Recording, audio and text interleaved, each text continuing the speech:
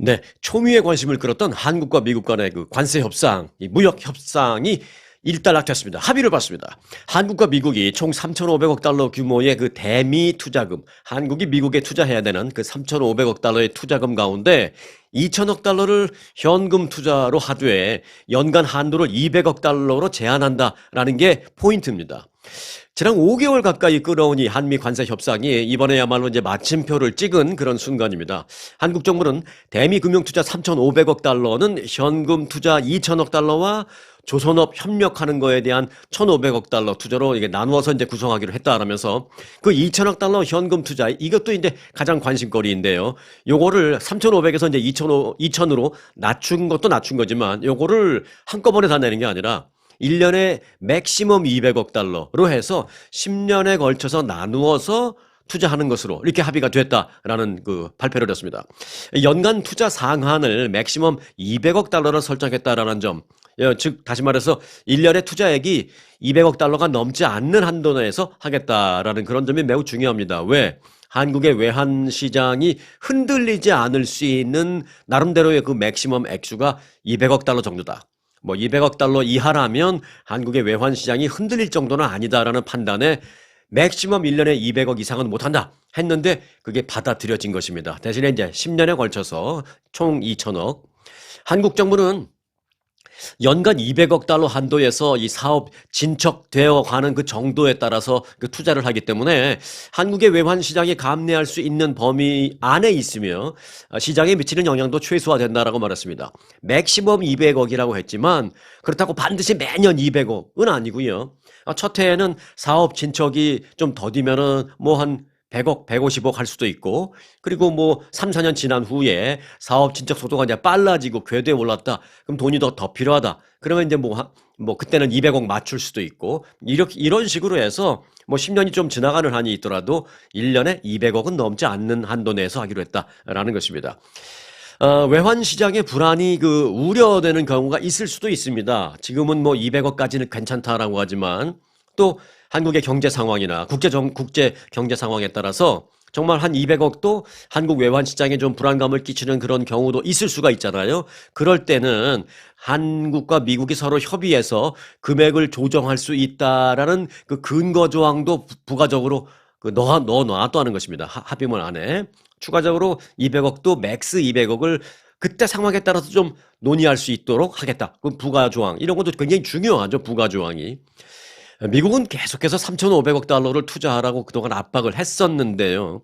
그럼 1,500억 달러를 깎아준 걸까요? 2천억으로 했으니까 1,500달러 깎아준 걸까요? 네. 그건 아니고, 1,500억 달러는 이른바 그 마스가 프로젝트, 미국의 조선업을 위대하게 뭐 이런 거잖아. 다시 위대하게. 그 마스가 프로젝트로 명명된 미국 조선업 협력에 투자하는 것으로 이렇게 했습니다. 그러니까 이거는 서로 조선업을 부활시키기 위한 그런 투자이기 때문에 꼭 한국이 돈을 낼 필요는 없는 거예요. 그 외에 여러 가지 협력하면서 이루어지는 모든 것들을 돈으로 환산할 수 있고 또 뭐 지불 보증을 어디서 받았다 그러면 그런 것도 다 액수로 환산할 수 있으니까 깎은 것 같이 보여지는 그 1,500달러 조선업 협력에 들어가는 거는 반드시 현금으로 내는 건 아니다. 뭐 그러니까 이제 1,500달러 뭐 깎았다라고 생각할 수도 있지만 뭐 어떻게 바라보느냐에 따라 좀 다를 수 있습니다만은 일단 현금 투자는 1,500달러 깎은 건 맞습니다. 네. 자, 그런데 이제 이거 중요한 게 몇 가지 더 있습니다. 이건 이제 한국이 이제 2천억 달러를 내고 또 조선업에 1,500달러에 해당하는 협력을 해야 하는데 이건 근데 중요한 게 미국이 좌지우지하지 않는 것으로 한국이 또 단서 조항을 달았다라는 것입니다. 한국 기업의 주도로 미국의 조선업 협력을 이끌어 주겠다. 미국이 하라는 대로 할 수 없다. 우리 하지 않겠다. 또 미국 입장에서도 그래요. 미국의 조선업을 한국의 선진 고급 기술자들이 와서 부활시켜줘야 되는데 사실은 한국 기업이 하자는 대로 할 수밖에 없죠. 그래서 그 조선업 협력은 한국 기업이 주도해서 한국 기업이 하자는 대로 하겠다. 이런 것입니다. 한국이 투자한 돈, 그리고 이제 뭐 2천억 달러 같은 경우 현금 그야말로 이제 투자기 때문에 어느 시점에는 원금 회수가 있어야 하는데요. 사실은 이제 투자라는 것은 원금을 잃어버릴 수도 있는 게 투자잖아요. 또 원금의 2배, 3배를 벌 수 있는 것도 투자고. 그런데 이제 이 대미 투자 같은 것은 다른 데다 투자하는 게 아니라 미국이라는 정말 믿을 수 있는 이 거대한 나라에 투자하는 거기 때문에 그냥 원금을 날리면 어떡하지라는 생각은 일단은 좀 배제하고 출발하는 것 같습니다. 그래서 뭐 원금을 날리고 그거는 뭐 거론되지도 않았고 최소한 뭐 이익을 얻을 수 있겠지만 그 이익을 얻을 수 있는 건 최상의 시나리오. 그래서 지금 생각하는 최악의 시나리오는 뭐냐? 이익을 얻지 못하고 그냥 원금 회수 정도로만 생각할 수 있는데 자, 그 원금 회수에 관한 내용도 그 합의문에 있습니다. 어느 시점에 원금 회수가 있어야 하는데 원금을 안전하게 회수할 수 있는 그 가능성을 한국 입장에서 더 높이기 위해서 여러 가지 안전장치를 마련했다라고 한국 측은 발표를 했습니다. 뭐 아주 구체적인 것까지는 아직 조금 더 근데 발표문이 세부적인 걸 디테일한 걸 좀 더 만들고 있습니다. 포괄적인 내용은 만들어서 이미 한국, 미국 양측에서 언론 발표를 다 했어요. 백악관에서도 발표를 했고 아주 디테일한 부분은 이제 또 추후 나올 것으로 보입니다. 또 한국은 상업적 합리성이 있는 프로젝트에만 추진을 하겠다 이렇게 했습니다. 그러니까 이건 한국에서 봤을 때 이거는 투자해봐야 별로 한국한테 이익이 되지도 않을 것 같다라는 판단이 쓰면 상업적인 합리성이 없다라고 판단이 되면 그 프로젝트는 같이 하지 않겠다라는 단서 조항도 넣었다라는 것입니다. 그 MOU 문안에 명시하기로 했습니다.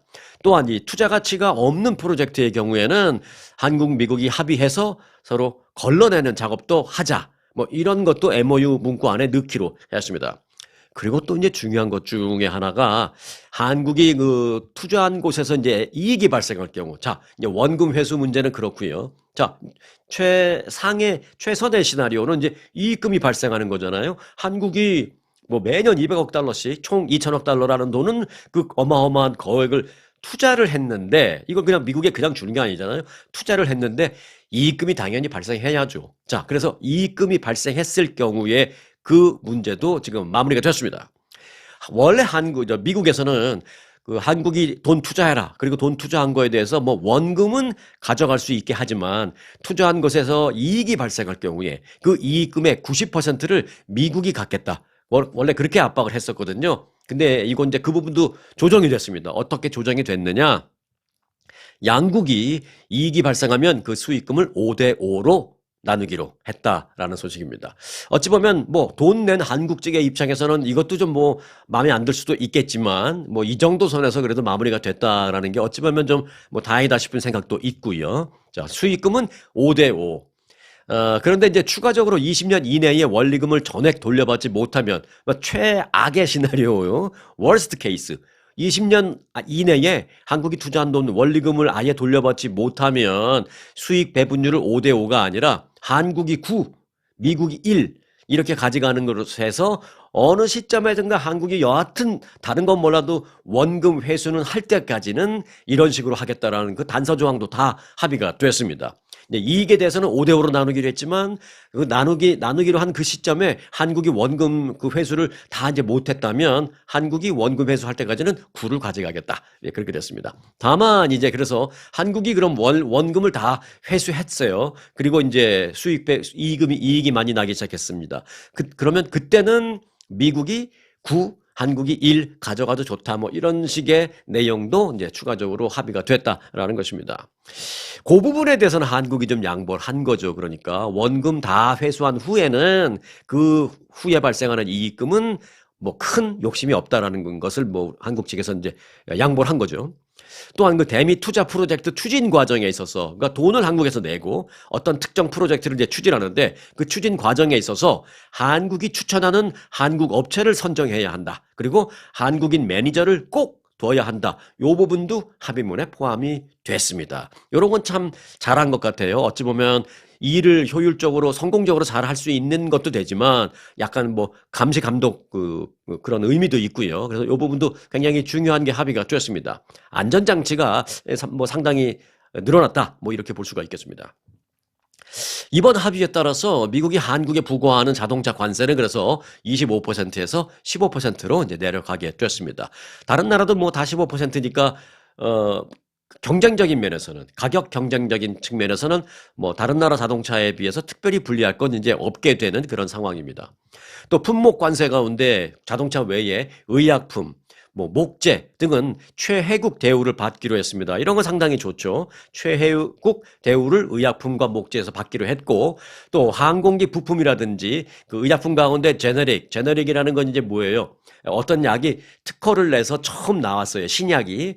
그거 말고 이제 특허 기간이 끝났잖아요. 그럼 그 다음부터는 다른 어떤 제약회사에서도 이 약을 이제 복제해서 만들 수 있습니다. 그걸 이제 제네릭이라 그러잖아요. 일종의 이제 복제약. 그래서 항공기 부품이나 제네릭 약품 등은 미국 내에서 생산되지 않는 그런 천연 자원 등에 대해서는 관세를 적용받지 않기로. 어차피 미국에서 뭐 그걸 만들 수 없는 거니까 그런 부분에 대해서는 미국이 관세받지 않기로 했다라는 것도 부가적인 면에서 합의가 됐다라는 것입니다. 상당히 그 디테일한 부분까지도 빠른 시간 내에 합의가 많이 됐습니다.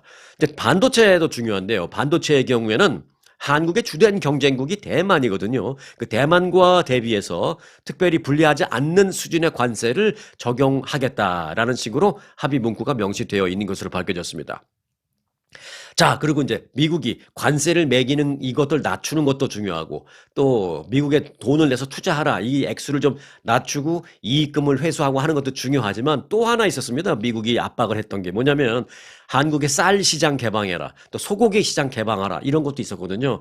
근데 이제 소고기 시장도 그렇습니다만은 한국의 이제 쌀 시장 같은 경우에는 상당히 상징적인 면이 있습니다. 한국의 주식이 쌀이잖아요. 사실 한국에 지금 쌀이 넘쳐나요. 그래서 한국의 TV 이렇게 보다 보면 밥 많이 먹는 대한민국 막 이러면서 밥심으로 일하는 대한민국 이러면서 밥 먹으라는 TV 광고가 막 나올 정도입니다.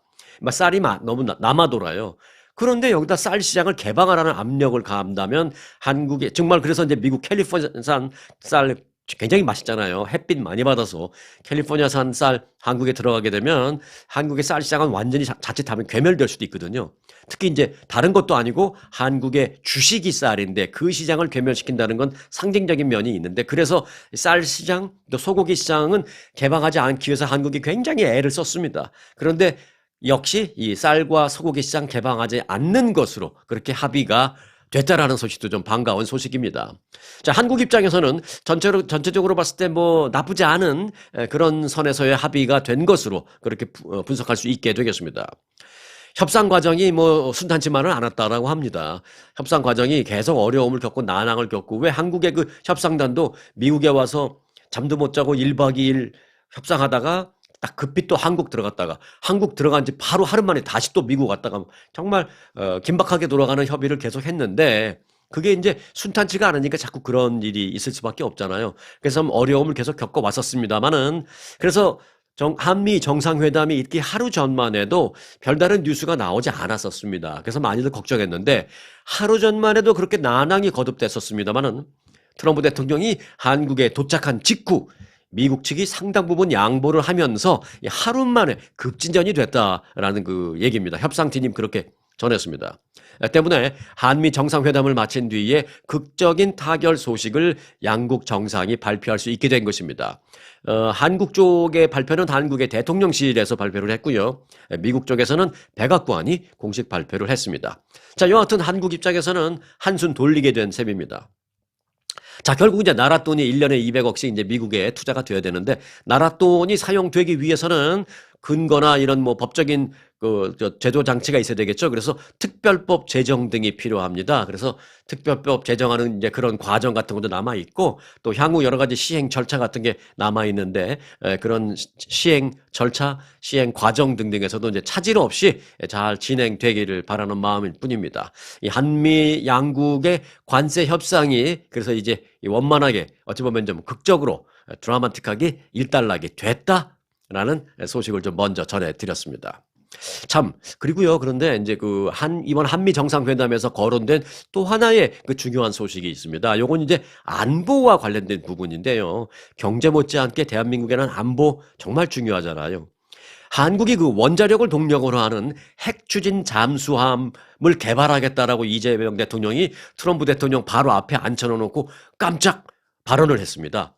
한국이 이제 안보를 튼튼히 하기 위해서 핵 추진 잠수함을 개발하려고 합니다. 이런 게 개발이 되고는 다 우리 돈으로 하겠습니다라고 말하면서, 그래서 이런 게 개발이 다 되고 나면 미국이 한국을 도와줘서 동맹국으로서 도와주면서 하는 그런 여러 가지 군사 안보적인 측면에 대한 경비나 이런 것도 훨씬 부담을 덜 수 있으니 우리가 핵 추진 잠수함을 개발할 수 있도록 미국 측이 좀 도와줄 게 있습니다. 뭐냐? 돈을 도와달라는 건 아닙니다. 돈은 다 우리가 되겠습니다 하면서 무슨 얘기를 했느냐? 거기에 들어가는 연료를 좀 쓸 수 있게 좀 도와주십시오, 이 얘기를 했습니다. 그런데 제가 이제 결론부터 말씀드리면 트럼프 대통령이 기본적으로 이재명 대통령의 얘기를 다 듣고 난 다음에 공감한다라고 말했습니다. 공감한다. 적극적으로 검토해보자라고 말했습니다. 자, 이재명 대통령이 어제 트럼프 대통령과의 정상회담에서 핵 추진 잠수함을 확보하겠습니다. 개발해서 만들겠습니다. 라는 뜻을 밝히면서 그 핵 추진 잠수함이 운용되는데 다니는 데 있어서 그 필요한 연료를 우리가 확보할 수 있게 허용해달라고 요청했습니다. 그러니까 그 연료를 공짜로 주세요가 아니라 우리가 핵 추진 잠수함도 돈 들여서 다 만들고 거기에 들어가는 연료도 우리 돈으로 다 사서 쓰겠는데 다만 핵 추진 연료를 우리가 쓸 수 있게 허용해달라고 말했습니다. 이 얘기는 왜 허용을 좀 허가를 받아야 되느냐, 미국의 승인을 받아야 되느냐, 이게 핵 추진 연료이기 때문입니다. 이게 무슨 뭐 디젤이나 무슨 가솔린으로 가는 것 같으면 그냥 사우디아라비아에 가서 사서 그냥 하면 되는데 그게 아니잖아요. 핵 연료이기 때문에 미국 측의 사전 통보, 사전 승인 이런 것을 받은 후에 해야 되는 것입니다. 그래서 이제 이재명 대통령이 어찌 보면 좀 깜짝 발언을 한 거예요. 이런 요청을 들은 미국 측 어찌 보면 좀 깜짝 놀랄 수도 있고 트럼프 대통령이 좀 당황할 수도 있는 그런 사안인데, 트럼프 대통령은 이재명 대통령의 말을 다 들은 뒤에 북한의 핵 추진 잠수함 건조 등 여러 가지 여건 변화가 있는 것을 나도 잘 알고 있습니다 라면서 한국이 핵 추진 잠수함 능력을 필요로 하고 있다, 그런 핵 추진 잠수함을 가져야 한다는 그런 필요성에 대해서 공감한다 라고 말하면서 후속 협의를 해 나가자 이렇게 얘기했습니다. 굉장히 드라마틱한 그런 순간들이었어요. 한국이 정부가 핵 추진 잠수함 도입 의지를 공식적으로 국제 어떤 그 정상회담에서 공식적으로 거론한 것은 거론이 아니죠. 이건 어찌 보면은 일방적으로 발표한 거예요. 우리 핵 추진 잠수함 우리가 개발하겠습니다 라고 발표한 겁니다. 이렇게 천명한 건 이번이 처음입니다. 그래서 우리가 핵 잠수함 가질 거니까 거기에 들어가는 핵 연료를 쓸 수 있게 오케이만 해달라, 이걸 받은 거, 사전 승인을 받은 거죠. 일종의 뭐 돈 도와달라 이런 게 아니라 핵 추진 잠수함을 그런데 이제 개발해서 운용을 하려면 소형 원자로와 농축 우라늄 연료를 확보해야 돼요. 이게 이제 민감한 거잖아요. 이 농축 우라늄 연료 뭐 이런 것들이 다 나중에 핵무기 쪽으로도 그 개발이 돼서 운영될 수 있고 막 그렇기 때문에 미국에서 굉장히 이걸 안 해주려고 그럽니다. 그래서 이를 사용하기 위해서는 미국 측의 동의가 필수적인 것입니다. 지금 현재 상황에서는. 핵 추진 잠수함은요, 디젤 엔진 뭐 이런 거, 가솔린 엔진 이런 걸로 가는 게 아니라 소형 원자로를 동력으로 사용하기 때문에 우리가 왜 그 원자력 발전소 같은 거 보면 커다란 둥그런 거 왜 시멘트로 어마어마하게 크게 이제 바닷가 근처에 만들어 놓은 그런 게 있잖아요. 그런 게 이제 사이즈는 뭐 그거하고 상대가 안 되지만 그런 거 같은 소형 핵 그 추진 원자로를 이제 핵 잠수함이 싣고 다니는 건데, 그 소형 원자로를 동력으로 사용하기 때문에 핵을 수개월 동안 물 위로 이 핵 잠수함이 떠오를 필요가 없습니다. 왜? 중간에 연료 공급받으려고 중간에 나올 이유가 없습니다. 그러니까 이 핵 추진 원자력 그 핵 연료를 딱 들고 타면 그냥 몇 달, 5개월, 6개월 동안 연료 공급 없이 그냥 계속 다닐 수 있기 때문에 그런 핵 잠수함으로 인해서 할 수 있는 일이 어마어마하게 하늘과 땅 180도 달라진다라는 것이죠. 하늘과 땅처럼. 또 다량의 그 탄도 미사일을 탑재할 수도 있습니다. 마음만 먹으면. 그래서 핵 잠수함은 그래서 핵무기를 탑재하는 SSBN 이라는 잠수함으로 하나 종류가 있고요. 또 핵 잠수함을 탑재는 하지 않고 그저 핵 연료로 운영만 하는 SSN 이라는 종류의 잠수함이 있습니다. 그 이재명 대통령이 이래서 트럼프 대통령한테 막 설명하면서, 그리고 오해하지 마십시오, 우리가 하려고 하는 것은 핵무기를 탑재하는 SSBN을 하려고 하는 게 아니라 핵무기는 탑재하지 않고 단지 그저 밑에서 잠수함 활동을 오랫동안 원활하게 할 수 있는데 필요한 그 핵 연료로 다니는 그냥 그 핵 연료 운영하는 그런 잠수함 SSN입니다. 오해하지 마시기 바랍니다. 했더니 트럼프 대통령 뭐 다 알아들으신 거죠. 그래서 오히려 공감을 얻어낼 수 있는 것이고요.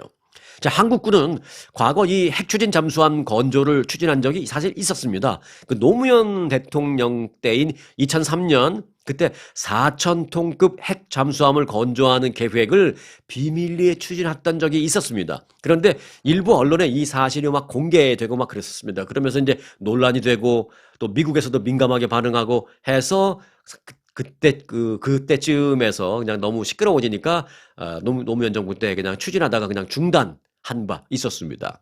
그 이후에도 핵추진 잠수함 도입 필요성 뭐 간헐적으로 좀 여론에서 계속 나온 적은 있었습니다만은 뭐 정치적 그리고 외교적 또 군사적 어떤 그 매우 민감성 때문에 한국 정부는 핵추진 잠수함 도입을 선뜻 결정하지 못했었는데 이번에 이재명 대통령이 북한의 위협에 더 제대로 대응하기 위해서 그리고 우리가 이걸 우리 돈 들여갖고 이런 걸 만들면 미국도 부담을 덜게 됩니다. 뭐 그러니까 우리가 이렇게 하겠습니다라고 해서 트럼프 대통령의 반 오케이를 받았다라는 것입니다.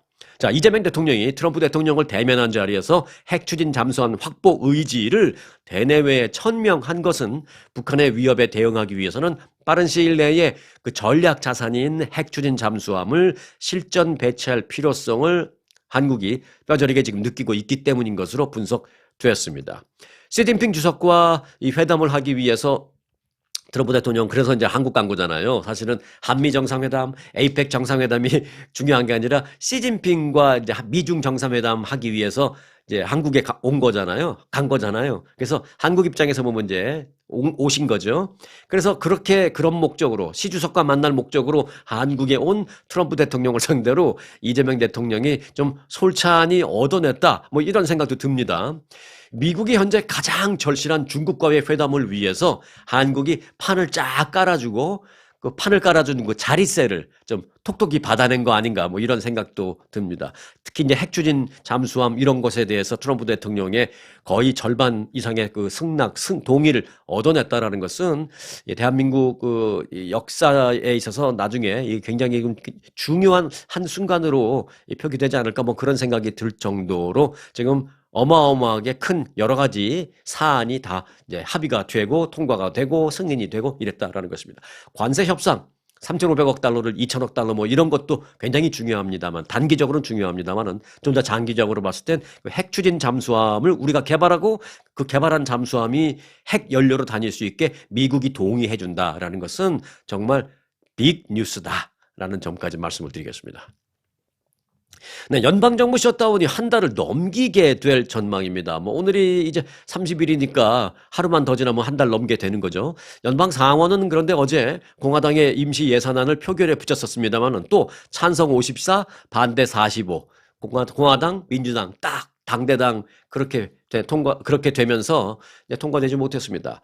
가결을 위해서는 말씀드렸다시피 이제 60표가 필요하죠. 그러니까 공화당이 54인데 이제 6명의 어찌 보면 좀 이쪽에서의 반란표 뭐 이런 게 좀 있어야 되는데 아직은 완전히 당대당 표결 대결로 좀 계속 이어지고 있는 그런 상황입니다.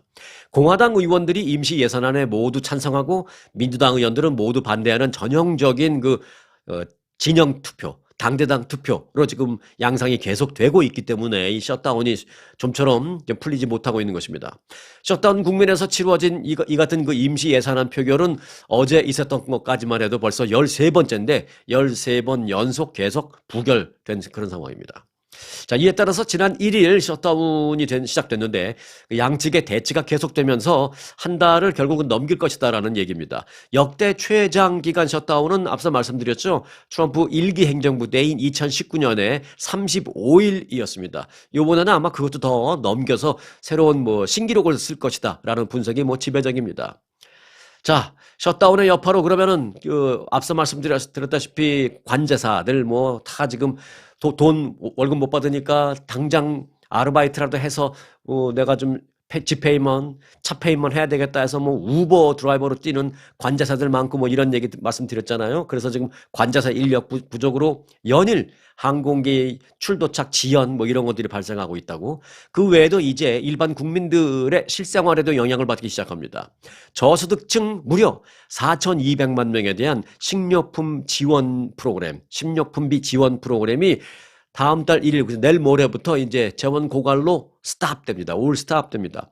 이게 식료품 나라로부터 이제 지원받는 뭐 푸드 스탬프라고 하기도 하고 SNAP, 뭐 스냅이라고 하기도 하는데 이게 이제 그 뭐 받는 사람 나하고 상관없어라고 생각하실 수 있습니다만은 이게 숫자적으로 보면은 생각보다 꽤 됩니다. 이 4,200만 명이 이 수혜를 받고 있거든요. 그렇다면 미국 인구가 한 3억 1천만 명쯤 되니까 뭐 48에 32, 거의 8명 중에 1명이 이 혜택을 받고 있는 건데, 바꿔 말하면 8명 중에 1명이 당장 내일 모레부터 치명적인 타격을 받게 된다라는 것입니다. 연방농무부는 자연재해 같은 비상사태에 대비해야 하기 때문에 지금 50억 달러 예비비가 있지만 이 예비비를 쓸 수 없다라면서 꽉 끌어안고 지금 지불하지 않고 있는 그런 상황입니다. 이에 대해서 민주당의 척 슈머 상원 원내대표는 이 같은 행정부의 조치는 너무나 잔혹한 행위다라면서 비난하고 있습니다. 하지만 뭐 꿈쩍하지 않고 있는 그런 농무부입니다. 자, 다음 달 1일부터 뿐만 아니라 또 다른 프로그램도 없어져요. 130개 이상의 그 유아 교육 프로그램 있습니다. 헤드스타트라는 게 있습니다. 헤드스타트라는 유아 조기 교육 프로그램도 연방정부의 보조금을 받지 못하게 됩니다. 전국적으로 6만 5천 개 이상의 그 헤드스타트 프로그램이 있는데 이 프로그램에 등록한 아동들이 직접적으로 영향을 받게 됩니다. 이 헤드스타트 프로그램이란 뭐냐? 저소득층 가정의 유아, 그러니까 5살 미만의, 0살부터 5살 미만의 유아에게 무상으로 제공되는 조기교육 프로그램입니다. 그리고 조기교육 및 복지 프로그램, 조기교육도 시키고, 그리고 이제 먹을 것도 이제 해주고 하는 그런 프로그램인데, 이 연방정부가 운영하는 어찌 보면 대표적인 사회복지와 교육 정책 중 하나가 이 헤드스타트라는 프로그램입니다. 이것도 내일 모레, 다음 달 1일부터 올스탑 된다라는 것입니다. 드디어 이제 치명적인 그런 피해가 이제 여기저기서 발생하고 있는데 더 심각해지기 전에 이제 빨리 이 셧다운이 좀 풀려야겠다라는 생각을 시간이 가면 갈수록 더 절실하게 할 수밖에 없는 그런 상황입니다. 시카고 일대에서 연방 요원들이 벌이고 있는 불체자 단속과 관련해서 연방 법원이요 엊그제 판결을 하나 내린 게 있는데 뭐냐면 단속 작전 시에 요원들이 규정을 제대로 준수하고 있는지에 대한 리포트를 데일리 리포트로 보내라. 1일 리포트 단위로 법원에 보고하라. 이렇게 판결을 내렸습니다. 그러니까 매일 규정을 잘 지키고 있는지를 매일 보고하라라는 것이죠. 일리노이 북부 연방법원은 트럼프 행정부가 배치한 이민 단속국과 국경보호국 무장 요원들을 상대로 시민단체가 제기한 소송과 관련해서 단속 시에 규정 준수를 잘하는지를 매일 보고하라라는 판결을 엊그제 내렸습니다. 법원 명령에 따라서 단속 책임자는 즉시 이제 법원에 출석해서 관련 조치를 준수했는지를 보고해야만 합니다. 앞서 연방법원은 이민 단속 요원들을 상대로 그 평화 시위에 최루가스를 뭐 쓴 적도 있고 막 그러잖아요. 그러니까 일반 시민들을 상대로 평화적인 시위인데 그 무슨 폭력이 발생하지 않는 평화적인 뭐 가두 시위라든지 뭐 이런 거일 경우에 최루가스를 사용할 수 없도록 하는 그런 명령도 부과한 바 있습니다. 이 명령은 이민 단속 요원들이 최루가스를 쓸 수 없는 것, 그리고 앞서 말씀드렸죠. 규정 준수를 잘하는지 매일 보고할 것, 그리고 추가적으로 하나 더 있습니다. 이 단속 요원들이 그 상대방이 신원을 알아볼 수 있도록 그 명찰 배지 착용을 하고 바디캠도 착용할 것까지도 명령하고 있습니다. 이 바디캠 착용에 대해서는 가능한 한이라는 이제 전제가 붙어 있지만 뭐 그러니까 바디캠은 상황이 여의치가 않으면 뭐 안 차도 뭐 큰 문제는 아니지만 명찰 착용은 반드시 이름표 배지 착용은 반드시 해야 한다. 상대방이 나를 알아볼 수 있게 해야 한다는 것은 법원 판결에 명시를 했습니다. 한편 시카고시 일대에서는 연방 요원들이 불체자 단속을 하면서 그 주택가에서 막 최루가스를 사용한 등등에 대한 그 주민들의 반발이 상당히 커지고 있는 그런 상황이거든요. 연방 당국은 그래서 시카고 일대에서 벌어지는 이 단속에 대한 저항 시위를 고려할 때 요원들의 대응 조치가 정당하다라고 주장하고 있지만 그럼에도 불구하고 법원은 체류께서 사용 안 돼. 그리고 신원 확인할 수 있게 명찰 착용해. 그리고 매일매일 내가 명령한 게 잘 시행됐는지를 데일리 리포트를 해. 라고 연방법원은 이걸 뭐 굽히지를 않았습니다. 자, 뭐 시위가 절대 뭐 체류가스가 난무하는 그런 시위가 아니어야 되는 건 당연한 거고요. 그리고 시위가 있다 하더라도 시위를 하는 측에서도 절대로 폭력 시위는 안 되고 뭐 시위를 빌미로 막 여기저기서 약탈 행위하고 이런 게 미국은 많잖아요. 이게 무슨 저스티스를 외치는 시위인지 뭐 도둑질하기 위해서 몰려 나온 것인지 막 알 수 없는 참 헷갈리는 뭐 그런 상황도 많은데 절대로 시위를 하는 측에서도 반드시 이제 평화적인 시위, 절대 폭력적인 시위를 해서는 안 된다라는 것도 좀 명심해야 되겠습니다. 자, 미국의 한 프리웨이에서요, 이 바이러스 전파 가능성이 있는 실험실 원숭이를 잔뜩 실은 트럭이 교통사고가 나면서 전복되면서 그 안에 있던 원숭이가 무리로 다 탈출해버리는 그런 소동이 발생했습니다. 이 미시시피주 제스퍼 카운티 셰리프국은 지난 28일, 그러니까 이틀 전이었죠. 그 지역 사시는 분들은 아시겠죠? 이 59번 프리웨이 상에서 이제 이런 교통사고가 발생했다라고 말했습니다. 실험실 원숭이 21마리를 태운 트럭이 사고를 내고 전복되면서 거기서 원숭이들이 막 다 달아나는 그런 일이 발생했다라는 것입니다. 그런데 이 원숭이들은요, C형 간염 바이러스를 테스트하는 그런 원숭이도 있었고, 또 신종 코로나 바이러스, 뭐 우리 코로나 너무 잘 알잖아요. 코로나 바이러스에 관련된 테스트를 하는 그런 원숭이도 있고, 그 외에 다른 무슨 간염 바이러스 뭐 테스트, 이게 여러 종류의 그 바이러스 테스트를 하고 있던 그런 원숭이입니다. 그러니까 바꿔 말하면 그런 바이러스를 갖고 있는 원숭이들입니다. 그러니까 이게 인간에게 잠재적으로 그 바이러스를 전파시킬 위험이 있는 그런 원숭이들입니다. 그래서 이게 이제 자칫 주택가로 간다든지 뭐 어디 가서 뭘 막 만진다든지 막 이러면은 바이러스가 확 퍼질 굉장히 위험한 그런 상황이거든요. 그런 원숭이 21마리가 막 도망친 겁니다. 심지어 이 원숭이들은 매우 공격적입니다. 실험실에서 워낙 스트레스를 많이 받았기 때문에. 이에 따라서 이제 사고 직후 당국은 원숭이를 발견하면 접근하지 말고 반드시 신고를 해 주십시오. 절대 접근하지 마십시오. 그 일대에다 방송도 하고 SLS 돌리고 엄청나게 긴박한 상황이 발생했었습니다. 그런데 이제 다행히도 탈출한 원숭이들 그날 저녁 늦게라도 이제 21마리 중에서 20마리를 다 잡아들였습니다. 그래서 사살됐어요. 그 원숭이들은 또 어떻게 공격적인 걸 보일지 모르니까. 그리고 그 생포하려고 잡는 과정에 또 인간이 감염될 수도 있고 그러니까 아예 21마리 중에 20마리가 발견이 돼서 사살됐습니다. 그런데 이제 문제가 지금 딱 한 마리, 나머지 딱 한 마리를 지금 찾지 못하고 있습니다. 그래서 경찰은 현재 그 남은 한 마리를 찾기 위해서 계속 수색 중인 그런 상황입니다. 자, 빨리 나머지 한 마리도 좀 발견되길 바라겠고요. 참고로 이 트럭은 루이지애나주 그 뉴올리언스에 있는 툴레인 대학교라는 그 대학교의 학교의 그 실험실 소속 원숭이들로 플로리다 주의 다른 연구기관으로 옮겨가던 과중에 그 미시시피주에서 그런 사고를 당했다라는 것입니다. 한 마리 잃어버린 한 마리 빨리 찾아서 더 이상 그 지역 주민들 불안하지 않게 해주시기 바라겠습니다. 자, 오늘 영상 여기서 마치겠습니다. 아주 특별한 아주 즐거운 아주 기분이 좋은 아주 편안한 아주 행복한 아주 추억의 남을 같은 코스 같은 일정이라도 추억은 차이가 납니다.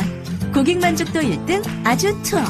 내 인생 최고의 순간 1등 여행 아주 좋은 아주 투어 아주 좋은 213-388-4000